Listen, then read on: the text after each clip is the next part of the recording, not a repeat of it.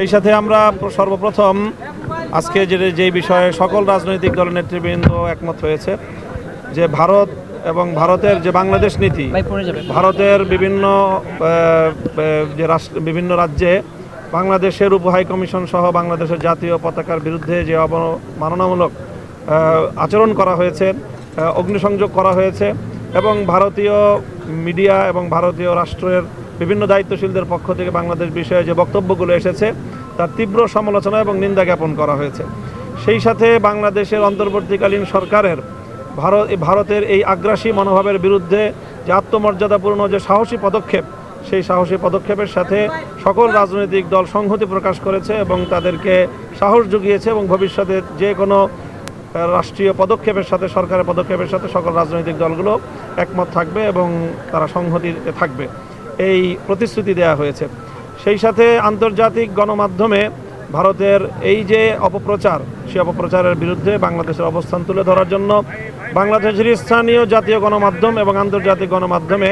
রাষ্ট্রকে, সরকারকে যথাযথ ভূমিকা পালন করার জন্য এবং নিজেদের অবস্থান এবং বাংলাদেশের যে অবস্থান সেটা ব্যাখ্যা করার জন্য আহ্বান জানানো হয়েছে এবং অনুরোধ জানানো হয়েছে। সেই সাথে একটি যে কোনো সিম্বলিক ঐক্য প্রকাশ করার জন্য রাষ্ট্রের পক্ষ থেকে যে কোনো একটা উদ্যোগ গ্রহণ করা হবে, এরকম একটি মতামত এসেছে এবং সরকারের পক্ষ থেকে সিদ্ধান্ত জানানো হলে আমরা সকলে ঐক্যবদ্ধভাবে তার সাথে আমরা অংশগ্রহণ করব। আমরা ঐক্যবদ্ধভাবে কোনো গোষ্ঠীও নয়, বরং বাংলাদেশের স্বাধীনতা এবং সার্বভৌমত্বের প্রশ্নে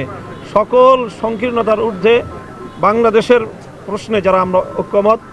5ই আগস্টের পর থেকে যারা বাংলাদেশকে নতুন বাংলাদেশ হিসাবে গড়ে তুলবার স্বপ্ন দেখছি, তারা সকলে ঐক্যবদ্ধভাবে আগামী দিনে বাংলাদেশকে আমরা রিপ্রেজেন্ট করব, সেই বিষয়ে আমাদের সকলের মধ্যে ঐক্যমত প্রতিষ্ঠিত হয়েছে। সেই সাথে আমরা বিশেষভাবে যে মতামতটি দিয়েছি সেটি হলো যে আন্তর্জাতিক অঙ্গনে বাংলাদেশের যে সকল মিত্র রাষ্ট্রগুলো রয়েছে, বিশেষ করে ভারতের চারিপার্শ্বে যে সকল রাষ্ট্রগুলো থেকে ভারত তার পররাষ্ট্রনীতির কারণে উৎখাত হয়েছে এবং সেখান থেকে প্রত্যাখ্যাত হয়েছে, শ্রীলঙ্কা, মালদ্বীপ, নেপাল সহ আন্তর্জাতিক বিশ্বের অন্যান্য রাষ্ট্রগুলোর সাথে সংহতি গড়ে তুলে ভারতের এই